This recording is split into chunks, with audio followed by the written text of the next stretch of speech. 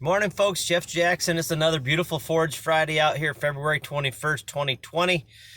Got a couple ideas here that I want to throw out. I've had this discussion probably a half a dozen times in the last week and a good hard look at it again last night at a Cattlemen's Association meeting. But, we're talking about getting some early forage in and then growing some summer annuals past that point.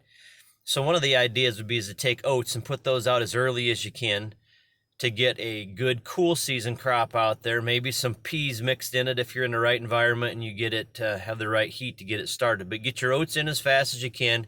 Get that going. Take that off in June and have that first crop out of the way, whether you're doing dry hay or silage, baleage, grazing it off, whatever you're going to do. And then come back with a summer annual crop. And the idea with that would be one of our thoughts is to do a multi-species crop. So we're talking about doing a Brachytic dwarf BMR sorghum sudan and having some BMR pearl millet in that stand as well. So to get that put out there, now follow me on this and understand that if you're going to do a sorghum sudan and a pearl millet, you have to be very, very, very selective on how you do your chemical control program for weeds, or you use competition from your sorghum crop to keep the weeds down.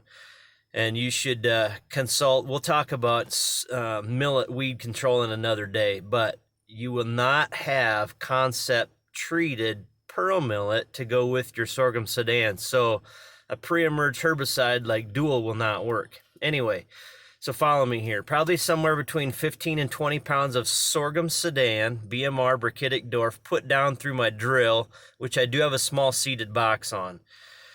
And I'm going to put the sorghum sudan through the main box and put about 3 pounds of BMR pearl millet through the small seeded box so I can get it fairly shallow. I need the sorghum sudan about 1 inch deep, and I need that pearl millet, an 1/2 inch to 3/4 inches deep.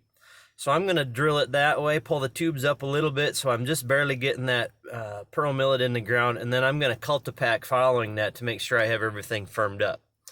Now, the discussion last night was for guys that don't have a small seed box on their drill. Well, most everybody's going to need to have some kind of fertilizer out there anyway, so we suggested mixing some pearl millet with the fertilizer, get that spread on the field first, come back with your other drill and drill in your Brachytic dwarf BMR sorghum sudan to finish things up and get that poked in the ground a little deeper. And by that time, things will be firmed up pretty well. Most of that pearl millet should have a good coverage to it. And then if you can, pull a packer, a flat roller, cultipacker would actually work best, and firm that field up again. And then hopefully you can have a great crop, multi-cut. Probably cut that stuff 3 to 4 inches high to make sure you get good regrowth.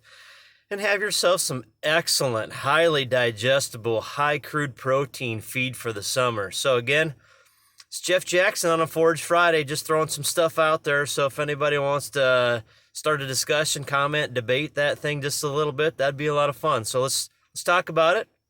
I don't have all the answers. I'm just a conversation starter. So let's have a good Forage Friday. Catch y'all later.